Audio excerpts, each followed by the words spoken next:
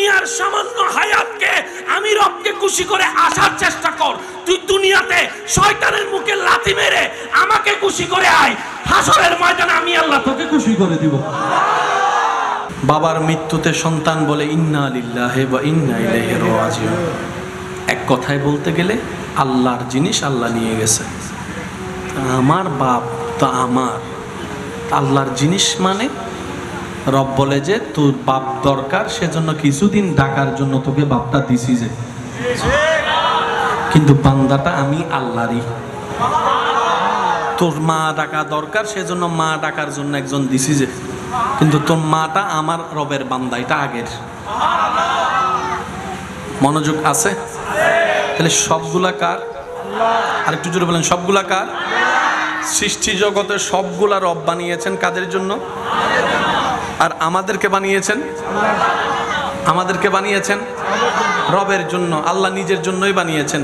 সেজন্য আল্লাহ তাআলা আমাদেরকে দোয়াটা শিখাই দিয়েছেন, বাপ মারা গেলে ইন্না লিল্লাহ পড়ো, মা মারা গেলে ইন্না লিল্লাহ পড়ো, সন্তান মারা গেলে ইন্না লিল্লাহ পড়ো। যার জন্য তুমি চোখের পানি ফেলছো, এটা দুনিয়ার সামান্য একটা মায়া মাত্র, এটা আসল সম্পর্ক নয়। মা বাবার সম্পর্ক সন্তানের সাথে আসল সম্পর্ক নয়, আসল সম্পর্ক আমি আল্লাহর সাথে। এবার ঈমান আমানা একটা কথা বলেন, আমার মায়ের উপর আমার যতটুকু অধিকার সন্তান হিসাবে, আল্লাহ স্রষ্টা হিসাবে অধিকার কম না বেশি? আরো জোরে বলেন, কম না বেশি? বাবার সন্তান হিসেবে বাপকে হারানোর জন্য, কান্না করার জন্য এই বাবার প্রতি আমার সন্তান হিসেবে অধিকার যতটুকু, আল্লাহ হিসেবে, বাবার আল্লাহ হিসেবে, স্রষ্টা হিসেবে আমার বাবার উপর আমার আল্লাহর অধিকার কম না বেশি? সেজন্য রব বলে, আমি যখন কাউকে টেনে নিয়ে আসবো, তুই কান্না করিস না, আজাহারি করিস না, তুই এরকম আহাজারি করিস না, কারণ বান্দাটা যার জন্য তুই কান্না করছস সেটা তোর 10 বছরের 20 বছরের বাপ, কিন্তু আমি রবের বান্দা সে হাজার হাজার বছরের।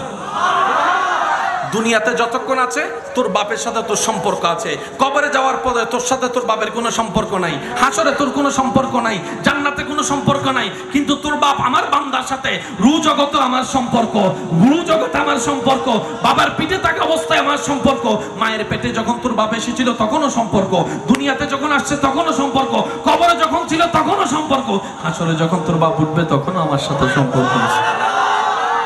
সেজন্য অধিকার হক কার বেশি? আল্লাহ। জোরে বলেন, কার বেশি? আল্লাহ।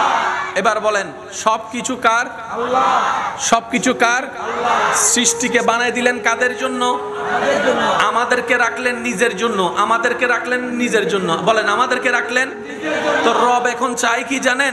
রবের চাওয়া একটাই, বান্দা তোর যা দরকার আমি দিব, যখন দরকার আমি দিব, যেভাবে দরকার আমি দিব।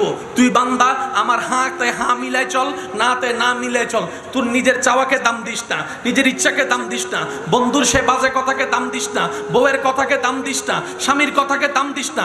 আমি আল্লাহর কথাকে দাম দে, আমার নবীর কথাকে দাম দে। সুবহানাল্লাহ। তুই আমার কথাকে দাম দে, আমার নবীর কথাকে দাম দে। তোর যা দরকার চাওয়া আমি পূরণ করব, তোর স্বপ্নকে বাস্তবে আমি রূপদান করব, তোর ঘুম থেকে উঠাটা আমি ব্যবস্থা করব, তোর নিঃশ্বাসটা আমি দিচ্ছি, তোর খাওয়াটা আমি দিচ্ছি, তোর ডগগিলা আমি দিচ্ছি, তোর পেটে রাখা আমি করছি, তোর হজম করা আমি করছি, তোর বাথরুমের ব্যবস্থা আমি করছি, তোর প্রস্রাবের ব্যবস্থা আমি করছি, কিডনির ব্যবস্থা আমি করছি।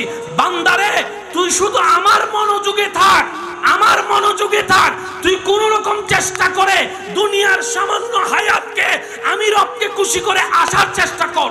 তুই দুনিয়াতে শয়তানের মুখে লাথি মেরে আমাকে খুশি করে আয়, হাসরের ময়দানে আমি আল্লাহ তোকে খুশি করে দিব। অধ্যকার চান্দারপাড়া হযরত আব্দুল কাদের জিলানী রাদিয়াল্লাহু তাআলা ঐক্য পরিষদ ও অত্র জামে মসজিদ কমিটির এবং এলাকাবাসীর আয়োজনে ভালোবাসায় আজকের এই সজ্জিত আব্দুল কাদের জিলানী রাদিয়াল্লাহু তাআলা জামে মসজিদের সম্মানিত পেশ ইমাম রৌনকে মিল্লাত হাফেজ মাওলানা মোহাম্মদ জানে আলম আল কাদেরী মাদ্দাজিল্লুহুল আলী হুজুরের সঞ্চালনায় আজকের এই সজ্জিত আজিমুশান নুরানি ইমানি মেহফিলের মান্যবর মেহমানে আলা শাকপুরা দারুস সুন্নাহ কামিল MA মাদ্রাসার মান্যবর প্রতিষ্ঠাতা ও স্বনামধন্য অধ্যক্ষ, মুজাহিদে মিল্লাত, রৌনকে আহলে সুন্নাত, रहनुमाए शरीयत, पीरे तरीकत, हजरतुल अल्लाम जनाब मौलाना नूर मोहम्मद मुजाद्दिदी साहेब मद्दाजिल्लुहुल आली আজকের মাহফিলের সম্মানিত মান্যবর প্রধান আলোচক,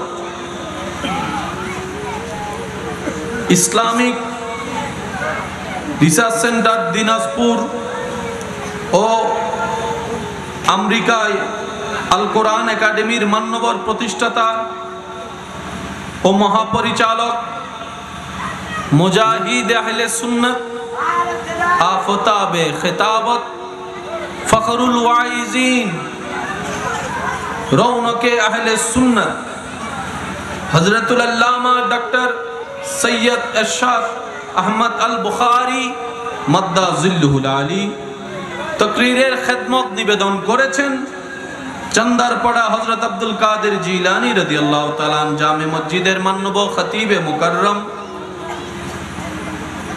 রৌনকে আহলে সুন্নাত, রৌনকে মিল্লাত, হাফেজ মাওলানা মুহাম্মদ রাশেদুল আলম আল কাদেরী মাদ্দাজিল্লুহুল আলী আমার পরপরই নাতে রাসূলের খেদমত নিবেদন করে ইশকের জোয়ার তুলবেন বাংলাদেশের স্বনামধন্য শায়ের আহলে সুন্নাত, আমার স্নেহধন্য ভাই শায়েরে মিল্লাত, শায়ের মাওলানা মুহাম্মদ মহিউদ্দিন তানবীর মাদ্দাজিল্লুহুল আলী সহ উপস্থিত মান্যবর উদ্বোধক, প্রধান অতিথি, বিশেষ অতিথিবৃন্দ,